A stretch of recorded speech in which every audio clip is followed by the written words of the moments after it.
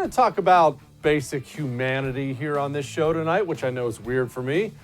We're going to talk about spending, what financial collapse means, and finally, we're going to talk about a great prank. All that's coming up tonight on I'm Right.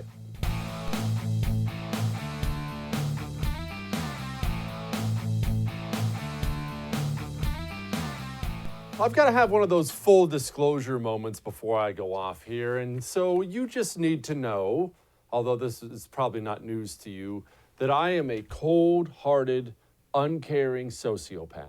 My good friend Michael Berry, my mentor in this industry, actually says that I'm a disassociated sociopath, so I don't have feelings. It's why I come off so direct and harsh sometimes. My wife always has to hold me back from saying certain things that I'm not saying to be rude. I'm just giving it to you straight. And she tries to explain to me, other people have feelings. You have to say that a different way. My own producer for radio, he'll edit emails I send before I send them off, which I don't know they come across rude. Mitchell, he's here in the studio. He has to edit things for me so I don't say things too rude. So I'm the last person in the world to call somebody else an uncaring, unfeeling jerk. I am the king of uncaring, unfeeling jerks. I know that. I can't do anything about it. It's how I'm made. That said, let's set aside the politics for a moment before we get into all the craziness going on in the cities, mainly Chicago tonight and whatnot. As a human being, let's say you're the mayor of an American city. Let's say that city's called Chicago, just a pure hypothetical. And let's say people in your city, residents of your city, are being massacred. Your city, believe it or not, within the borders of one of the most civilized nations in the world, your city consistently ranks towards the top as one of the most dangerous cities in the world for violent crime, robberies, and murder. Every weekend, there are double-digit people shot, sometimes double-digit people killed in just your city. I'm not talking about politics at all right now. Not left, not right. How do you look at that if you're the person in charge? Even if you're a politician, even if you're more uncaring than me, how do you look at that if you're in charge and say to yourself, it's fine? Isn't that sick? Doesn't that cross the line from being sociopathic to you might have actual mental problems? Who would be the mayor of an American city watching their own citizens be massacred and not care? And not care at all. Not only not care, purposely try to stop anybody who is trying to do anything about it. From the police department to Donald Trump and the federal government, whatever the case may be, for whatever the politics. Not only do you not care, anybody who does care, you try to throw roadblocks in front of them. What does that say about you up here? What does it say about you in here? That sickens me, and I don't even have one of these. What's wrong with these people? Honestly, on a macro level, if you're a mayor of Portland, Chicago, New York, that idiot de Blasio, whatever, not Democrat, not Republican, you don't even have to bring that up. What's wrong with them? There's something missing inside. There is. There's some kind of gigantic hole inside of these people, and I don't know what happened. I don't know what it is, but I couldn't imagine being in a position of leadership, even if I was only in it for myself, which I would be if I was ever elected. I'd just be collecting bribes and everything else. That'd be all about me. But even if I was that person, how could you not want to stop the murder of your fellow citizens? That doesn't tug at your heartstrings at all? I mean, I don't even like animals that much at all. I'm not even a pet guy. Yes, even your stupid dog. I drive by the road and see an abandoned dog, I still feel, oh man, that sucks. I hope somebody finds the dog. There's still something in there. With these people, is there anything? This is the police union boss of Chicago. Listen to this. The mayor likes to use the word unhinged. The ironic part is that the mayor became unhinged. I wish I could show you the text messages that she sent me over the weekend as soon as she found out that I had sent the request to President Trump. I mean, she was the one who became totally unhinged, unprofessional, childish, it was really pathetic for a leader of a city. The irony about her not knowing the city streets and the federal officers, she just, and this isn't a knock on Superintendent Brown, because I really like Superintendent Brown, but she just hired an outsider who didn't know the city, who didn't know the streets. So what's the difference? Again, she's a big hypocrite. She has a bit of a Napoleon complex. If you don't agree with her, heaven forbid. Again, he's talking about Donald Trump's basic offer to send in some help to just stop Chicago from being a war zone. Trump isn't even, from my understanding, asking for anything back, just offering to help to stop this madness. We just had 14 people shot at a funeral in Chicago. And Trump's offer to help was met from this by Chicago's mayor. Quote, this is Lori Lightfoot, "Under no circumstances will I allow Donald Trump's troops to come to Chicago and terrorize our residents." Again, I understand she hates Donald Trump. It's a Republican-Democrat thing. I understand as a Democrat, she can't appear to reach out to Donald Trump in any way. But if he's offering no strings attached help and your own people are dying, politics aside, doesn't your own humanity want to accept that? Doesn't your own humanity say, well, we got to save some lives. I still hate him. I mean, you can put out a little statement talking about how much you hate him, whatever, it's fine, it's politics. But accept the life-saving stuff, right? I would hope. I would hope. Maybe not, though. Here's Trump. And then the police are afraid to do anything. I know New York very well. I know the police very well, New York's finest. And the fact is, they're restricted from doing anything. They can't do anything. So what are you planning on doing? Well, I'm going to do something, that I can tell you, because we're not going to let New York and Chicago and Philadelphia and Detroit and Baltimore and all of these, Oakland is a mess. We're not going to let this happen in our country. All run by liberal Democrats. So more federal law enforcement to some of these cities? More federal law enforcement, that I can tell you. In Portland, they've done a fantastic job. They've been there 3 days, and they really have done a fantastic job in a very short period of time. No problem. They have. Now let me ask you, what can he do? What should he do? If you say it's against the law for him to send federal troops into those cities, I would actually tend to agree with you on that federal troops don't have any jurisdiction there. I would agree with you on that. Here's the problem with that, though. There's a second side to that. What law? We talked about this the other day, didn't we? What law? The law, whether something's against the law or not, appears to be, well, whatever the person in charge wants it to be. We have district attorneys across the United States of America deciding these leftists won't be prosecuted, these people on the right will. We have mayors, we have governors across the United States of America telling businesses you're allowed to close, you're not allowed to close. We've entered a post-law period. Correct me if I'm wrong, but you say it's against the law. I actually agree. But again, I say, what law? What law do we have? And Donald Trump, you know I've been plenty critical of Donald Trump for the absurd spending levels. We're going to get to that. For the coronavirus lockdowns, for the bowing to the Black Lives Matter mob right after George Floyd was killed. I've been very critical of Donald Trump. I'm not afraid to criticize the president on this show. But to his credit, the man, by all accounts, even from people within the administration, genuinely cares about these cities, and he's trying to help, has offered to help, and it gets rejected? What does that say about the people in charge? And then you have people like this moron, Clyburn. Listen to what he has to say. I really would like to know who ordered those people to be there. The way I understand things, it seems that somebody had to be deputized by the Attorney General or some order from him to do what they were doing. And so I believe that law enforcement of that nature should be left up to local communities, and these communities, if they want help, they will then summons the federal government to intercede. For all of a sudden, these people to go in there, nothing from the governor, nothing from local law enforcement, just show up with their faces covered in unmarked cars.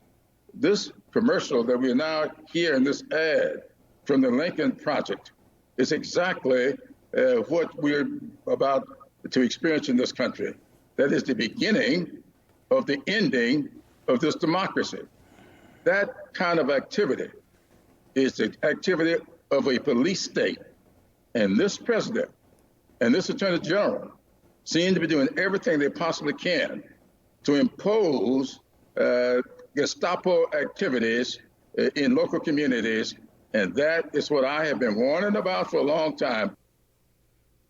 Gestapo. Who are these morons? And by the way, this is another one of those morons, just like some other people who I'm not going to name, that once he's gone, we're going to be expected as a society to lionize this guy.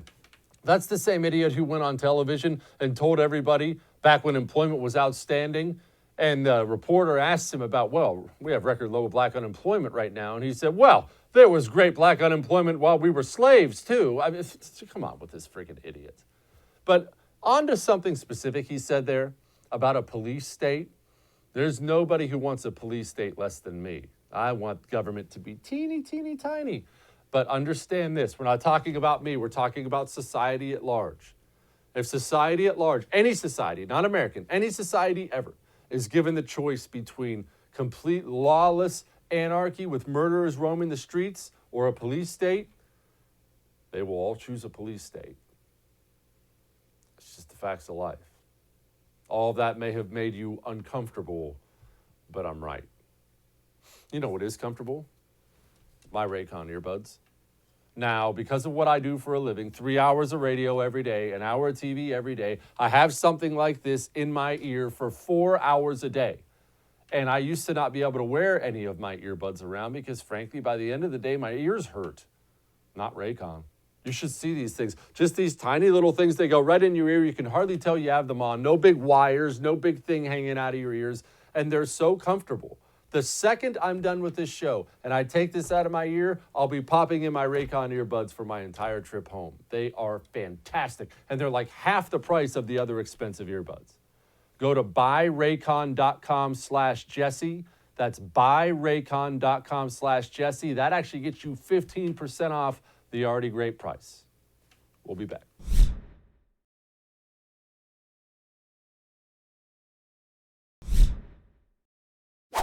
Aren't you tired of hearing about masks? Maybe you're a huge mask-wearing person. Maybe you're hugely anti-mask and one won't touch your face, but aren't you tired of hearing about them? Aren't you tired of hearing people argue about them? I know you see it on social media all the time. I do too. People mask, no mask. You're an idiot. It's terrible, right? And aren't you tired of how politicized they've gotten? Now, I'm all game to politicize a million and one different things. I'm not doing that. Well, I hate that this has gotten political. I'm not doing one of those things. But these politicians, I know that they're using them.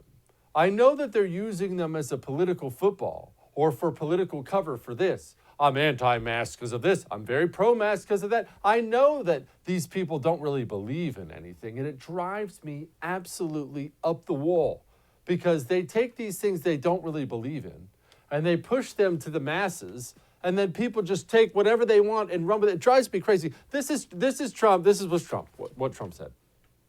We're asking everybody that when you are not able to socially distance, wear a mask, get a mask. Whether you like the mask or not, they have an impact, they'll have an effect. It will probably, unfortunately, get worse before it gets better. Something I don't like saying about things, but that's the way it is. It's what we have. You look over the world, it's all over the world. Okay, that's fine, I guess. But again, that's not consistent either. In the very beginning, his own Surgeon General came out and said, don't bother with it. Now we're supposed to bother with it. And I'm not criticizing anybody for making mistakes, but I don't know about you. I'm about tired of getting yanked back and forth, to and fro. And let's talk about the masks people are wearing out there for a moment. I see them all over the place. The purpose of the mask, right, is to either stop the virus from getting in or stop the virus from going out. Again, it depends on who you talk to. It doesn't matter. But the handkerchief tied around your face doesn't do anything. So why are we asking that people wear those? If you're going to make people wear masks, which I don't support at all anyway, I don't support the government making people wear masks, but at least make them wear one that's decent. This little 50-cent mask you get at the gas station that you can see through, you know that's not stopping a microscopic virus, right? I mean, you do get that, don't you? I want you to get that your little gas station mask is not stopping a microscopic virus. Just so we're clear here. Nancy Pelosi is always a winner. I think with the president's comments today, he recognized the mistakes that he has made by now embracing mask wearing, and the recognition this is not a hoax, it is a pandemic that has gotten worse before it will get better because of his inaction, and in fact, clearly, it is the Trump virus. Well, what do you mean when you say the Trump virus? The Trump virus. If he had said months ago, let's wear masks, let's socially distance instead of having rallies and political whatever they were, then more people would have followed his lead as the president of the United States. Instead of having rallies. That's weird, man. Mitchell, do you remember the video clip of Nancy Pelosi condemning the Black Lives Matter protests? I don't remember those at all. I'll tell you what, that's my fault. I should have got on the production team about that before the show. We will dig into that for tomorrow, and we'll play you all the clips of Nancy Pelosi sitting up there with the microphone condemning the Black Lives Matter protests, because that's weird. I don't remember those at all. It is funny, though, how many people are allowed to gather and how many people aren't allowed to gather. It's almost like this whole thing's just been used for political purposes. I don't know. Guess I'm talking crazy. Speaking of political purposes, this gigantic stimulus bill I went off about yesterday. You know, you all saw me just pop a blood vessel in my forehead on TV. I just lost my freaking mind about it. Here's Mitch McConnell talking about the new upcoming stimulus bill. Tough road. With the majority of businesses expected to exhaust their initial paycheck protection funding this summer, we'll also be proposing a targeted second round of the PPP with a special eye toward hard-hit businesses. And speaking of building on what worked in the CARES Act, we want another round of direct payments to help American families keep driving our national comeback. Helping to create more American jobs is an urgent moral priority. And these are just some of the policies we're discussing that will help that happen. In addition to kids and jobs, our third major focus is health care. Targeted loans? It's going to be targeted? How's that right? So, once again, in response to too much debt, too big of a deficit, too much government, we're going to take more taxpayer money, your money, my money, and we're going to allow senators and presidents to target specific people? That doesn't sound right at all. That sounds like gangster capitalism to me. Sorry. At least we still have one or two good senators over there. Look, we'll see where this ends up. We still don't know the details of this initial proposal, but as it's written right now, I'm not only a no, I'm a hell no. And sadly, I think this is envisioned as an opening gambit. Everyone expects the Democrats to come back with a huge wish list of spending.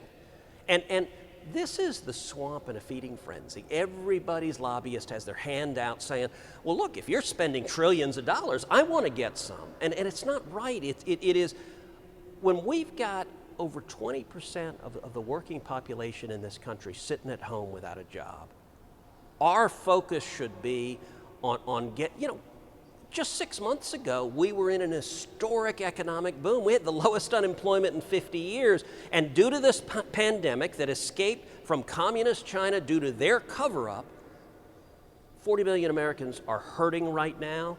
We need to have our priority getting them back to work and getting them able to provide for their families. Amen. Senator Ted Cruz, thank you, sir. Now, let's talk about a crime that's sweeping this country, a crime you may already be a victim of and you don't know it. That's what's so scary about this for me. It's called home title theft. You see, your home title is not a piece of paper anymore. Your home title is digital. It exists online. The new wave of criminals out there are not walking into banks with a ski mask on and a gun. They are online. They are cyber criminals. They can get a hold of your home title easily, get your signature on it easily. They don't need you to get your signature on it. They then take a loan out against it, take off with the money, and guess who starts getting late notices in the mail because you're not paying your loan back? You do. You get enough of those, guess what else you get in the mail? An eviction notice. And that's happening. People are being evicted from their homes. And don't think for a second your home insurance is going to cover this crime. It will not. Your identity theft service you got, it will not. Home Title Lock is the only chance you have at stopping something like this. Go to HomeTitleLock.com. That's HomeTitleLock.com. While you're there, use the code Jesse. Get yourself 30 free days of protection. All right, we'll be back.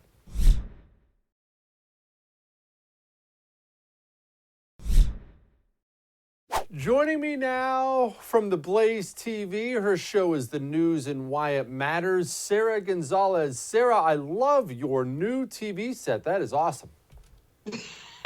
Thank you. Thank you. You know, this is COVID-19 life right here. Sometimes you just are forced to do a TV hit from your house. It is what it is. Yes, I believe me, I understand it. I've done many from my Jesse Kelly phone. It's just no big deal. We do what we have to do. Now,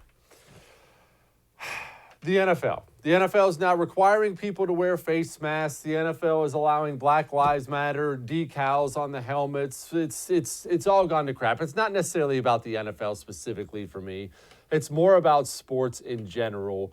How sports has been always something that united us. Always. It's always been something that united us. And now that has been ruined. Absolutely ruined. I'm not even looking forward to sports this year. How did that happen so quickly? Is that a social media thing? How'd that happen?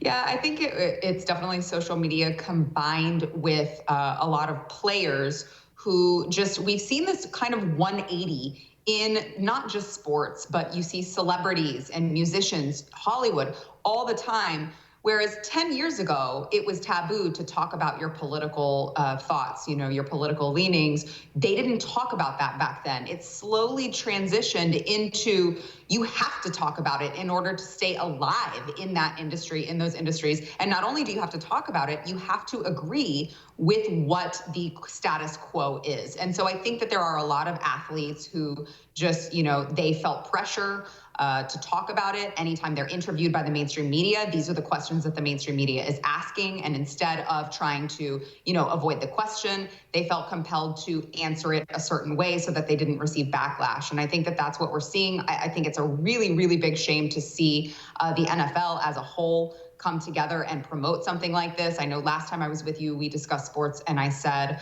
I don't think that the NFL is at its pendulum swing yet, where they're going to start seeing people who have just had enough and are fed up. And now with their recent decision, I'm not so sure about that. I think people are like you. I think the average American is like you, and they're sick of hearing about it, and they're sick of this. And this latest decision to display names on their helmets is just going to further the divide in America, but also further the American people away from their beloved sports. Athletes and entertainers and whatnot, I agree with you about the pressure they feel. Let me ask you, how real is the pressure? And this is what I mean by that. Let's say you're a basketball player and you don't agree with Black Lives Matter at all. You disagree with this whole thing, but you stay silent. I don't mean speaking out against them. You just stay silent and just shut up. Are you going to lose anything by just shutting your mouth? Do you lose endorsement money? Do you lose a deal with the team? Is that something that's real, or is that just social media makes them feel like it's real?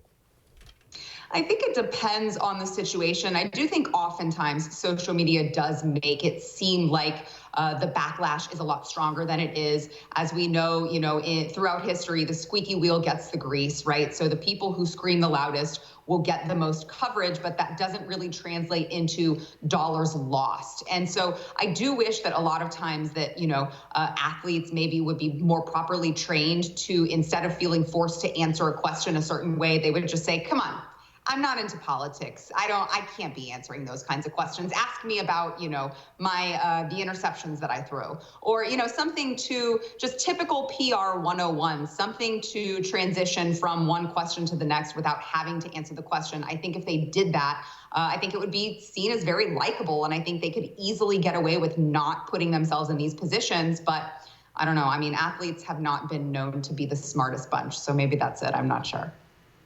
Well, maybe that's just it. All right, Lori Lightfoot, that idiot mayor in Chicago, she doesn't want Donald Trump's troops. All these mayors, all these leftist mayors across the country don't want Donald Trump to send troops in. My question was this: setting aside politics, if that's even humanly possible, don't you want to stop your own citizens from being murdered? I mean, isn't that just a basic human thing? I don't even care about people, and I want to stop citizens from being murdered. Yeah, I mean, I think unfortunately we're seeing that orange man bad takes precedence over protecting their own citizens when it comes to these Democrat-run cities like Chicago, like Portland, like Seattle. And, the federal government has given these city officials plenty of time before they have stepped in. But what I find so fascinating is that cities like Chicago, we saw in Minneapolis, the Minneapolis city officials watched their city burn to the ground, watched their people become physically harmed and financially devastated. And at the end of it all, instead of doing anything about it, they asked the federal government to help them come and clean up their mess using the taxpayers' money, using money that you and I have paid into the system. So that's what I find the most fascinating about it all, is that they want free reign to put their own citizens in danger. And then at the end of it all, they want President Trump to make it so that our taxpayer money goes to clean up the mess that they failed to clean up. I mean, it's typical Democrat doublespeak, and I think that they should be ashamed of themselves, quite frankly. Do you think we're going to see a reordering of America, Sarah? And this is what I mean by that. We have all these people, you're getting all these stories, I know I am, of people fleeing these cities. They're buying houses out in the country. Montana's having houses just snapped up right and left.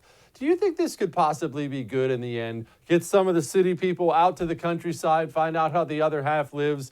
Maybe the city people get mad enough they elect a Republican and get things straightened out. Maybe we actually get some more order at the end of all this.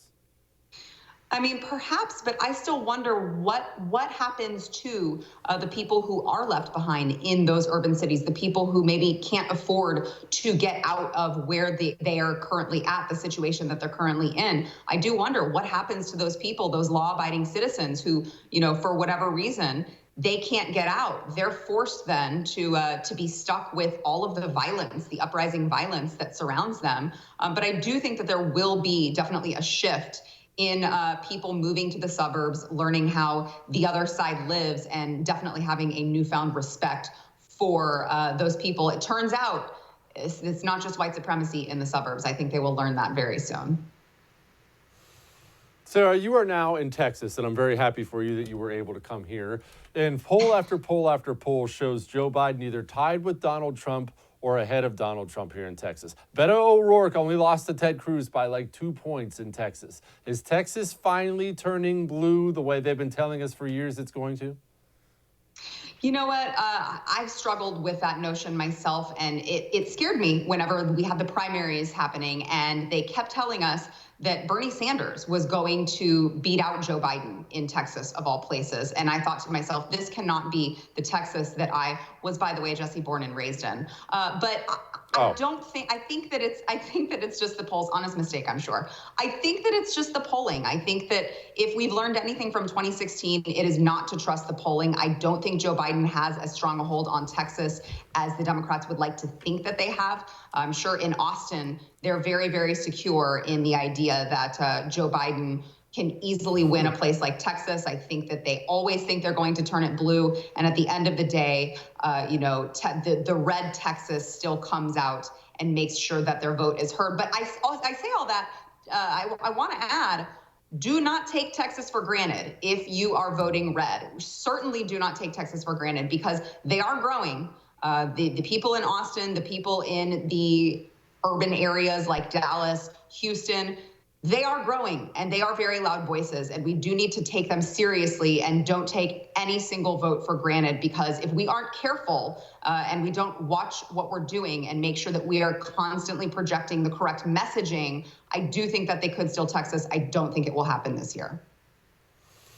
You are by no means some middle of the road voter, but putting yourself in those shoes, what don't people like about Donald Trump? I mean, no, it's not that I believe all the polls, but every single poll has Joe Biden up. Let's assume he is up or up slightly. That's no pro-Biden thing. Nobody could actually be pro-Joe Biden. It's anti-Donald Trump. What are they mad about? Yeah, I mean, I do think he does have a tendency to shoot off at the mouth without knowing all the facts first. You know, I do think that that does endear a lot of people to him, but it also alienates a lot of people to him, especially when you're talking about the things that he says on Twitter. But I think the main problem when it comes to understanding President Trump is that the mainstream media so often takes him out of context. So if you have people who are only reading headlines, who are only reading the links and not clicking on the article and not reading the entire thing, which we do have, I mean, the average American spends 30 seconds on a news article. So we know that they're not digging deep. We know that they're not reading into all of these news stories. They're believing when they read that President Trump called for Black people to be executed. They're believing all of these things. And so I think that that is really the biggest player when it comes to the average American, you know, disliking Trump, not liking his rhetoric, or potentially not liking his demeanor. I do think a lot of that is often, it's just misunderstandings and President Trump being taken out of context by the media, who he says so often is the enemy of the people, and they show it every time they report on him. That's a fact. Sarah Gonzalez, the news and why it matters. Thank you, ma'am. Thank you. Well, that's a sorry state of affairs. Let's hope Texas isn't in play, because, man, are we in some serious trouble nationally if Texas is. That's enough to give you sleepless nights, isn't it? Not if you have an ebb sleep. Look, I'm half tongue-in-cheek, but I'm dead serious about the ebb sleep part. You realize I get to sleep 8-9 hours a night every single night now? I didn't used to. Every single night, I sleep 8 or 9 hours a night, and I don't have to take any sleeping pills. I don't have to put in some stupid mouthpiece. You put on an ebb sleep. It calms down those racing thoughts that go through your head, because it puts precise, continuous cooling to your forehead, and it knocks you out in the best kind of way. I love mine. You can try one risk-free for 60 days. You don't have to take my word for it. Go to tryebb.com/Jesse. That's tryebb.com/Jesse. Use the promo code Jesse at checkout. Get yourself $25 off. Go get an ebb sleep today. We're going to need that sleep. We'll be back. Joining me now from BearingArms.com, my friend Cam Edwards. Cam, before we even get going on all the politics and everything else, give us a health update on Miss Z, please. The health update is good. So we got good news about 3 weeks ago. My wife, Miss E, was diagnosed about 4 years ago with lung cancer, but she is still very much in the fight. The tumors are shrinking as of the last CT scan, so she goes back for another round of chemo on Friday. She's usually got like 3 or 4 days of feeling kind of cruddy after that, and then about a week and a half of feeling pretty good. So that's where we are at the moment. I think we have another scan coming up in August, but right now, things are moving in the right direction. How about that? Give her our best. Tell her we're all praying for her. All right, now, praying for America is what we also need to do right now, Cam, because I'm not even sure what direction we're supposed to go at this point in time. I'm getting word, I mean, everybody's seeing the headlines now, about another $1 trillion stimulus bill passing with Democrat and Republican support and will be signed by the president in Washington, D.C. Are people under the impression that money can just go forever like this? Because that's not how it works. Yes, I think people are under that impression. And you're right, that's not how it works. And this is, look, this is really troubling. I understand the situation that the economy is in right now, and certainly the fact that we are just several months away from an election. You now have Republicans and Democrats who, you know, neither one want to level with the American people and say, listen, the bill's going to come due, and it's going to come due sooner than you think. It's much easier for a politician to say, of course you're going to get more money. Of course there's another check on the way. We know that you've been hurting. We know that your hours have been cut, or maybe you're out of a job, and that's awful. So yes, the federal government is here to take care and provide for you. That's been a winning political message since roughly the 1930s and the Great Depression. And I don't think the American people are willing to wean themselves off of that message. And so, we talk about politics being downstream from culture. I think this is now a cultural attribute of the American people, that we expect that the government is going to step in, and we don't think about the cost, not only to ourselves, but frankly to our children and to our grandchildren, who are going to be the ones who really end up paying for this mess. Here's my question, though, Cam. Are they right? When the politicians feel like, when you're the Joe Loser, that's the name of the politician we're talking about here. It's a complete hypothetical. And you're Joe Loser, and you go up to the microphone, and you have a choice to make between telling the people you're going to send them more money, or you are going to do the tough thing and start cutting some spending so we don't financially ruin the greatest nation in the world. Are you right in that you feel like you have to give them more money? Is there no appetite at all for cutting back on spending? You don't think there's any appetite for an adult saying, there's no money left? No, I don't think there is. By the way, Joe Loser, he represents Schmelaware, right? The fictional state of Schmelaware. Is that right? That's right. I think he's a senator from Schmelaware. Yeah. No, I don't think that there is that appetite. Listen, I mean, people like you, Jesse, and people like me, and the folks who watch this program, I don't think are in the majority of voters in this country. I think the majority of voters in this country are not thinking long term. They don't think, they really do believe that either money grows on trees, or look, Alyssa Milano, what was it, a couple weeks ago? She had that tweet about just open up the printing presses, just start printing more money. They don't think about inflation or hyperinflation. They don't know economic history. They don't know American history. So no, it's a stinker of a political issue.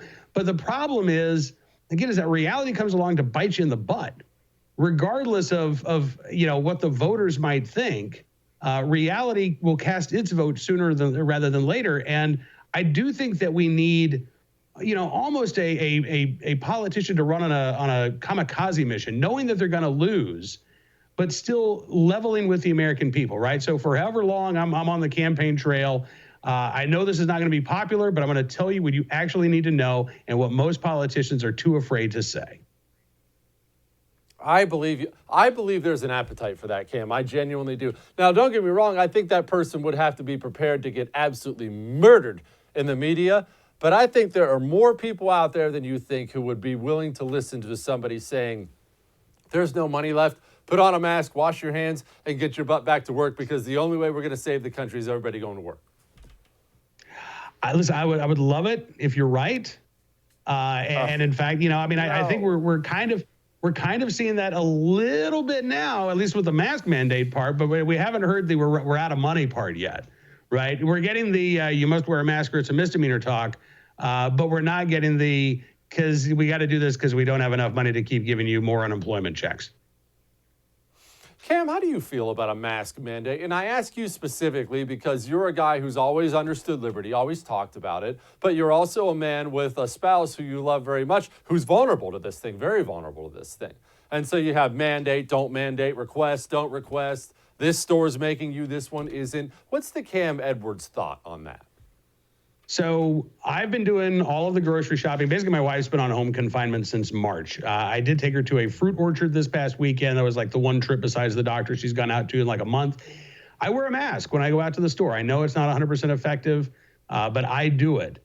I'm not in favor of mandates, though. As you say, I am a believer in liberty. I also think, practically speaking, this is a country that right now a politician says, it's a good idea to do something, and half the country is going to flip them the bird and say, well, I'm not doing it, right? That's just where we are right now. So mandates, more laws, a crackdown. I think in Indiana, it's going to be a Class B misdemeanor to be out in public without wearing a mask. All right, well, for every one of those mandates you got to put on the books, you have to enforce that mandate. And I don't think that states, frankly, are prepared to do so on a widespread basis. I think it's going to come back and bite them in the rear. I think it's the wrong way to go about things. Again, level with the American people. First of all, be honest about the fact that they lied to us about masks at the beginning and said that they weren't effective. And the reason why they said that is because they didn't want doctors to not have masks. They didn't want healthcare workers to not have masks. Fine, but be honest about it. Admit it, and then move forward and start to regain the trust of the American people. Instead, you just get this turn on a dime mentality of, well, we know masks were bad, but now masks are good. So now you got to wear a mask or it's a crime if you don't. And again, I just don't think that that's the right way to go about doing it. I think it is only going to foster, frankly, more disrespect for law and order, more erosion of the rule of law. And at the end of the day, are you going to convince more people to wear masks? Probably not enough, quite frankly. I just think this is an awful way of going about it. Cam, I am coming up with a constitution for my new country for when America inevitably breaks up. And I've chosen to call it the Republic of Jesse, just as a placeholder for whatever comes out of it. But be that as it may, I'm having a struggle with who should or shouldn't get to vote. I flatly disagree with this absurd concept that everybody should get a vote. I think that's absurd. I think the founding fathers would have laughed in your face if you'd ever told them that. What's a smart policy as far as who gets to vote in a nation, who doesn't get to vote in a nation? Well, I've been struggling with this as well because you're looking at the kingdom of Camlandia behind me here. So I've been thinking about this as well. And, in my kingdom, I'm going to have the only vote. So my kids might get a vote at some point. Miss E has veto power. She doesn't get a vote, but she can just veto anything that I come up with. Listen, I've always believed that that voting should be taken more seriously than we take it, right? Thomas Paine, I think it was back in the Crisis, talked about that which we don't hold dear. We esteem it lightly, right? It's cheap to us. Voting is cheap to us. I mean, you can vote by mail. You don't have to go in person. You can just drop it in the mailbox. We'll give you a month to vote. I would like to see voting matter more. I wouldn't even be opposed to, frankly, again, now we're getting into some, dangerous history of poll taxes and things of that nature. Look, let's come up with a colorblind, gender-neutral, non-biased way to administer a civics test. Just a simple civics test. Maybe even just a test on the candidates themselves before you go into the voting booth. How much do you know? How much time have you actually spent preparing for your vote? Or are you just going in there and you're going to, just fill out the first name that you run across? But again, the real answer is not found in more government. It's not found in more regulations. The real answer is found in us, the American people. We have to give a damn. We have to think that this really matters. We have to think that this is something that's important enough to spend our time doing research on candidates and actually taking this seriously. And unfortunately, again, I just think that, in far too many cases, Americans either view this unseriously or they're willing to exploit our ignorance for their own partisan political gains. They can game the system. They know how this electorate behaves, and they're willing to work around that in order to elect their candidates. They say in our system we get the government we deserve, and that's undoubtedly true. Is that the best system, though, Cam? Should we be stuck with the government we deserve, or should you just get the government, whatever the next monarch is along the way? Well, listen, I mean, I can tell you that the king of Camlandia will be a benevolent ruler, Jesse. I don't know if we should get the government we deserve, but certainly, how it's playing out here. And, I'm sitting here in the state of Virginia. We've got a special session coming up next month. Originally, this was supposed to be about budget shortfalls because of the coronavirus closures. And now our governor said, oh, you know what? We're going to add police reform to the agenda. We're going to add social justice reform, whatever that is, to the agenda. We're looking at bringing back his gun ban and his magazine ban. I don't know that we necessarily deserved this. But on the other hand, I know that there were a lot of gun owners who were asleep at the switch back in 2019. They didn't think that a state legislature that had been in control of Republicans for 20 years would ever turn blue. And so they were not motivated to get out and vote. Now, we'll see what happens coming up this November. We'll see what happens in our legislative races coming up next year. But, we are getting the government that we deserved in part because of our apathy in the Commonwealth of Virginia. Cam Edwards, bearingarms.com. Thank you, my friend. Always good talking to you. Happy belated birthday, man. Thanks, man. All right. We got one more thing. Well, kind of. Hang on.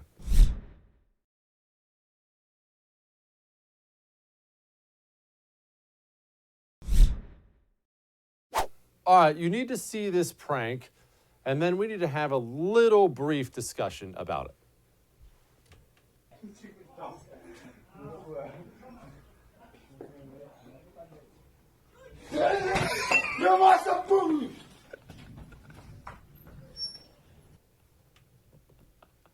One, that's very well done, the prank, but two, and I'm sorry, this is how my mind works. Was that a brand new trash can? You and I both know that wasn't a brand new trash can, right? We know that wasn't a brand new trash can. That was a very much used trash can. Now, I clean out my cans at my house because I'm not an uncultured savage, but even still, how do the inside of your trash cans smell? I love a good trash prank as much as the next man. I love a good prank in general as much as the next man. Some pranks aren't worth it. All right. I'll see you tomorrow.